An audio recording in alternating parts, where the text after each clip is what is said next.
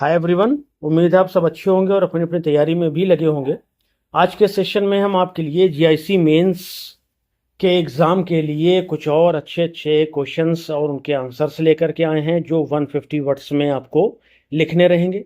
जैसे कि आप जानते हैं हम ये आज चौथा सेशन ले रहे हैं जीआईसी मेंस लेक्चर एग्ज़ाम का। अगर आपने पिछले 3 सेशन नहीं देखे हैं तो उनको भी देख लीजिए। चैनल विजिट करिए, वहाँ पर आपको पूरी प्लेलिस्ट मिल जाएगी। वहाँ पर आप देखेंगे तो पहले हमने 2 वीडियोस में 250 वर्ड्स के चौसर और विलियम शेक्सपियर से रिलेटेड क्वेश्चंस डिस्कस किए हैं, और एक जो हमने पिछला सेशन लिया था 150 वर्ड्स लॉन्ग आंसर्स के लिए, उसमें हमने हमार्शिया की बात की थी। एरिस्टोटल ने जैसा बताया है उसी थ्योरी के हिसाब से, ठीक है। और इसके अलावा हमने मैथ्यू आर्नोल्ड के टच स्टोन मेथड की भी उसमें बात करी है 150 वर्ड्स में, ठीक है ना। तो अगर आप अपनी तैयारी को और अच्छे से बूस्ट करना चाहते हैं ना, तो हमें ज़रूर ज्वाइन करिए, हमें सब्सक्राइब भी करिए। और अगर आप चाहते हैं कि आपको कोई सोर्स एक ऐसा मिल जाएगी जहां पर आप पढ़ें भी और वीडियोस भी आपको मिलते रहें, तो हमारी पीडीएफ आपके लिए ही है। इस पीडीएफ में आपको पूरा लिटरेचर का 250 वर्ड्स में उसको हमने डिवाइड किया है। 150 वर्ड्स के भी उसमें क्वेश्चंस हैं, आंसर्स हैं, और उसके बाद 50 वर्ड्स वाले भी उसमें आपको आंसर देखने को मिलेंगे। तो अगर आप ये पीडीएफ चाहते हैं तो हमें ज़रूर से ज़रूर 9838818140 पर व्हाट्सअप करिए, अपना नाम ज़िला लिख दीजिए, और हम आपको वहाँ क्यूआर कोड एक सेंड करेंगे। उसमें आप जैसे ही पेमेंट करेंगे, पेमेंट कितना है, बहुत नॉर्मल सा पेमेंट है जो है 249 का, ठीक है। जैसे ही आप पेमेंट करेंगे वैसे हम आपको ये पीडीएफ प्रोवाइड करा देंगे। उससे ये फ़ायदा होगा आपको कि पीडीएफ से आप पढ़ते जाएंगे और हमारे वीडियो से उनका सोल्यूशन देखते जाएंगे। इधर सोल्यूशन देख लीजिए, उसके बाद उसको पढ़ लीजिए, तो एकदम बढ़िया से आपका वो आंसर बिल्कुल तैयार हो जाएगा, ठीक है भाई। चलिए, तो आज के सेशन में हम बात करने वाले हैं रेनेसां, रिफॉर्मेशन, और एक आध देखेंगे लिटरेरी मूवमेंट अगर हमारे पास समय रहा, क्योंकि हम चाहते हैं कि 20 से 30 मिनट का ही वीडियो रहे, ताकि आपका भी ज़्यादा वक्त ना लगे और आपको एक अच्छा कंटेंट मिल जाए। चलिए, रेनेसां की बात करेंगे तो अगर इससे क्वेश्चन आपके पूछे जाएंगे तो आपसे ये कह सकते हैं कि evaluate renaissance in your words, ये क्वेश्चन आपको मिल सकता है। या आपको क्वेश्चन मिल सकता है discuss about the role of renaissance in English literature, ठीक है। ये 2-3 तरह से क्वेश्चन आपको देखने को मिलेगा, तो ये आंसर आपके सामने है। कैसे आपको हेडिंग वाइज लिखना है, सारा कुछ इसमें अपन डिस्कस करेंगे। इंट्रोडक्शन देखिए, renaissance was a cultural and intellectual movement that began in Italy during the 14th century। जो ये आपका रेनेसां है, ये एक सांस्कृतिक और इंटेलेक्चुअल मूवमेंट है जो इटली में शुरू हुआ था 14वीं शताब्दी में, एंड स्प्रेड अक्रॉस यूरोप, और ये वहाँ से धीरे धीरे पूरे यूरोप में फैला। It marked the transition from the medieval to modern age. और रेनेसां को हम इतना महत्व क्यों देते हैं, क्योंकि इसी के ज़रिए हम ये जान पाते हैं कि किस तरह से मेडिएवल पीरियड जो था वो मॉडर्न की तरफ कैसे आया, क्या क्या विशेषताएं थी मेडिएवल में जिनको हमने छोड़ा, और क्या क्या बातें थी मेडिएवल की जो हमने आज भी ग्रहण कर रखी हैं इस मॉडर्न एज में। वो सारा कुछ रेनेसां में आप देख सकते हैं। लिटरेचर की बात करिए तो जो तरीका था इनका लिखने का, उससे मिलता जुलता तरीका हमें मॉडर्न एज में भी देखने को मिलता है। कुछ लिटरेरी फॉर्म्स जो उस समय भी थे और आज भी हम उनकी बात करते हैं। रेनेसां का अगर आप इंग्लैंड का दौर देखिए तो इसको हम मानते हैं 1500 से लेकर के 1660 तक रेनेसां इंग्लैंड में रहा, ठीक है। और एक्चुअल अगर बिल्कुल आ जाइए तो 1558 से लेकर के 1660 तक आप इसको डिवाइड कर सकते हैं, ठीक है ना।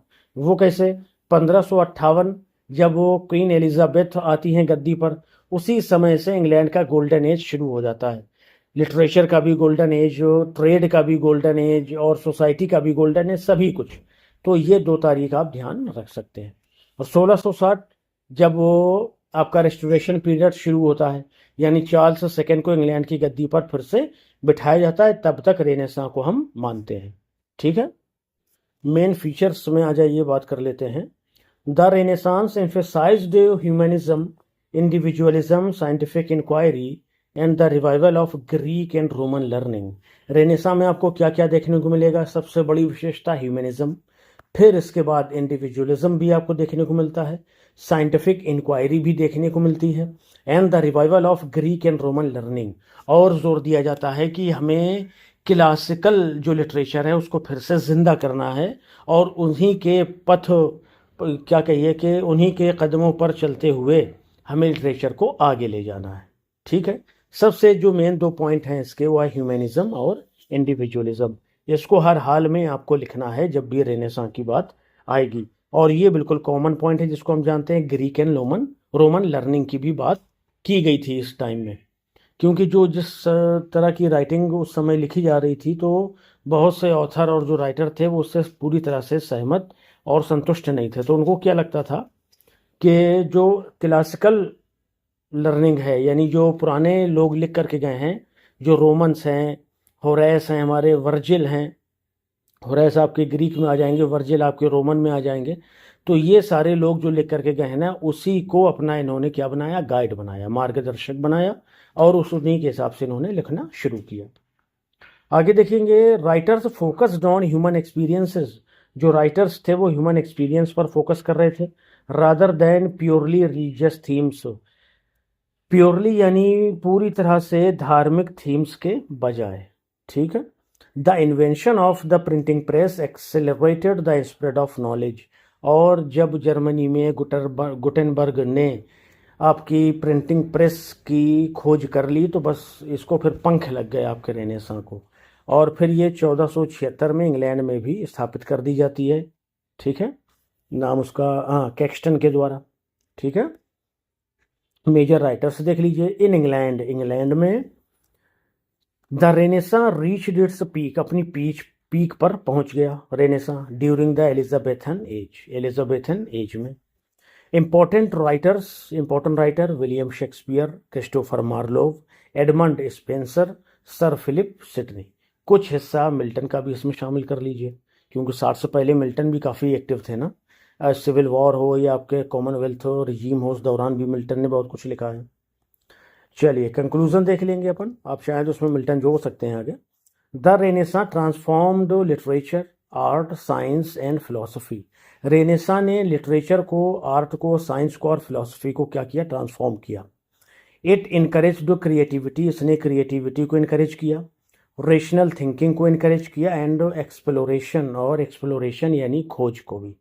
जो दूर दूर, जैसे 1492 में अमेरिका खोज लिया गया, 1498 में वास्को डी गामा भारत पहुंच गया, और आपका एक तस्मान करके था जिसने तंजानिया की खोज की थी, तस्मानिया की सॉरी, और न्यूजीलैंड की भी खोज एक व्यक्ति ने की थी। तो सब ये आपके रेनेसां के दौर की ही बात है। अच्छा, इससे पहले आप चलिए तो आप एक नाम पढ़ेंगे इतिहास में, जो था मार्को पोलो। ये 1271 में हमारे आपकी इटली से चला था। ठीक है, और ये फिर कई साल की यात्रा के बाद में भारत से होता हुआ चीन पहुंचा था। ठीक है, चीन में बहुत साल रहा ये आप रेनेसां से पहले इसको रखते हैं लोग। ठीक है, कंक्लूजन देख लीजिए। The renaissance transformed literature, art, चलिए ये तो बात कर ली अपन ने। It encouraged creativity, rational thinking and exploration, ये भी बात कर ली। Laying the foundation of for modern western civilization, और इसने आधुनिक पश्चिम सभ्यता की नींव रखी। English literature flourished during this period, English literature भी खूब फ्लरिश हुआ इस दौरान, विथ रिमार्केबल अचीवमेंट के साथ में, चाहे वो ड्रामा की फील्ड हो, पोएट्री की फील्ड हो या प्रोज की फील्ड हो। ठीक है ना। चलिए अब हम बात करेंगे रिफॉर्मेशन की। रिफॉर्मेशन, सुधार। तो जो ये रिफॉर्मेशन है ये आपका 16th सेंचुरी एक रिलीजियस मूवमेंट रहा है, that challenged the authority of Roman Catholic church, इसने रोमन कैथोलिक चर्च की अथॉरिटी को चैलेंज किया। It was initiated by Martin Luther in Germany in 1517, ये शुरू किया गया, इनिशिएटेड, इसकी शुरुआत हुई बाई मार्टिन लूथर किंग के द्वारा जूनियर, इन जर्मनी में कब, 1517 में, जब उसने 95 थीसिस लिखी थी। ये भी आप उसमें ऐड कर सकते हैं। मेन फीचर्स क्या हैं भाई, द मूवमेंट, ये जो मूवमेंट है, emphasised individual faith, authority of Bible and freedom from corrupt church practices. ये जो मूवमेंट है ये जोर देता था किस बात पर, इंडिविजुअल फेथ, यानी जो इंसान का विश्वास है ना वही सबसे मेन चीज़ है। अथॉरिटी ऑफ द बाइबल होना चाहिए, ये पोप और ये जो प्रीस्ट हैं इनकी बातें नहीं मानी जानी चाहिए, जो बाइबल में लिखा है वो माना जाना चाहिए, ये मतलब है इसका। And freedom from corrupt church practices, और जो चर्च में विद्यमान उस टाइम की प्रथाएं थी ना, उससे भी ये चाहते थे कि हमें आज़ादी मिले। क्यों? क्योंकि वो पूरी तरह से करप्ट, भ्रष्ट हो चुकी थी। हमें पता ही है कि ये आपके मार्टिन लूथर है ना, इन्होंने एक जो 95 थीसिस लिखी थी ना, सबसे बड़ा आरोप इनका ये था कि जो प्रीस्ट और ये पोप हैं, ये लोगों से पैसा लेकर के उनके गुनाहों को माफ़ कराने की गारंटी ले रहे हैं और उनके गुनाहों की माफ़ी के सर्टिफिकेट भी बांट रहे हैं। समझिए, ये हाल है, था उस समय धर्म का, और यही कुछ शक्ल आपको इस समय भी देखने को मिल रही है। अच्छा देखिएगा आगे, it encourage the translation of the Bible, इसने बाइबल के ट्रांसलेशन को भी इनकरेज किया इनटू वर्नाकुलर लैंग्वेजेस। वर्नाकुलर मतलब वो ज़्यादा से ज़्यादा बोली जाने वाली क्षेत्रीय भाषाओं में। मेकिंग रिलीजियस नॉलेज एक्सेसिबल, ताकि जो रिलीजियस नॉलेज है ना, उसे एक्सेसिबल किया जाए टू कॉमन पीपल, आम लोगों तक पहुंचाया जाए, ये मतलब है इसका। इम्पैक्ट ऑन लिटरेचर देखिएगा, the reformation promoted literacy and education. Reformation ने लिटरेसी को और एजुकेशन को प्रमोट किया। English writers increasingly used the English language, जो इंग्लिश राइटर थे ना, उन्होंने इंग्लिश लैंग्वेज यूज़ करना शुरू कर दिया इंस्टीड ऑफ लैटिन, लैटिन के बजाय। जैसे कि हम जानते हैं कि ये शुरुआत कहाँ से हो जाती है, हमारे चौसर से हो जाती है, कि उन्होंने जो है ग्रीक और लैटिन भाषा के बजाय इंग्लिश को धीरे धीरे यूज़ करना शुरू करा था और अंग्रेज़ी भाषा को एक नई ज़िंदगी दी थी। तो वहाँ से शुरुआत है, और ये फिर पूरे रेनेसां में आपको इंग्लिश का यूज़ अच्छा खासा देखने को मिलता है। रिलीजियस डिबेट्स, जो रिलीजियस डिबेट्स थी एंड प्रोज राइटिंग्स थी, फ्लरिश्ड ड्यूरिंग दिस पीरियड, इस दौरान खूब फली फूली हो गई। चलिए कंक्लूजन देख लीजिए, the reformation profoundly influenced religion, जो ये रिफॉर्मेशन है इसने बहुत अच्छे ढंग से धर्म को, पॉलिटिक्स राजनीति को, एंड लिटरेचर, और लिटरेचर को क्या किया, प्रभावित किया। इट इनकरेज्ड इंडिपेंडेंट थिंकिंग, इसने आज़ाद सोच को बढ़ावा दिया। फ्रीडम ऑफ एक्सप्रेशन को बढ़ावा दिया। Contributing significantly to the development of English prose, और कंट्रीब्यूटिंग इसका योगदान रहा सिग्निफिकेंटली, बहुत महत्वपूर्ण योगदान रहा, to the development of English prose, English prose के डेवलपमेंट में। And shaping the intellectual climate of renaissance England, और रेनेसां इंग्लैंड के इंटेलेक्चुअल बौद्धिक क्लाइमेट को भी इसने बहुत ज़्यादा क्या किया, इन्फ्लुएंस किया, प्रभावित किया। सही बात है, ठीक है भाई। तो ये दो क्वेश्चन हो गए हमारे, एक हो गया रिफॉर्मेशन पर और दूसरा हो गया रेनेसां पर। अब हम बात कर लेते हैं मेटाफिजिकल पोइट्री को लेकर के, ठीक है। चलिए देखिएगा, ये इसको कल अपन डिस्कस करेंगे, ठीक है ना। चलिए इसको कल रखते हैं अपन। तो इस तरह से हमने देखिए पीडीएफ तैयार की है आपके लिए, बहुत आसान भाषा में, आसान शब्दों में, ताकि आप आराम से उसको समझ सकें और अपनी तैयारी में चार चांद लगा पाएँ, ठीक है। अगर आपको पीडीएफ चाहिए तो हमसे बिल्कुल संपर्क करिए, और तैयारी में किसी तरह की दिक्कत है तो आप टेलीग्राम चैनल ज्वाइन कर लीजिए, लिंक आपको डिस्क्रिप्शन में मिल जाएगा। कोई भी किसी भी तरह का सवाल है आपकी तैयारी से रिलेटेड, टीजीटी, पीजीटी, जीआईसीएलटी, हमसे बिल्कुल पूछिए।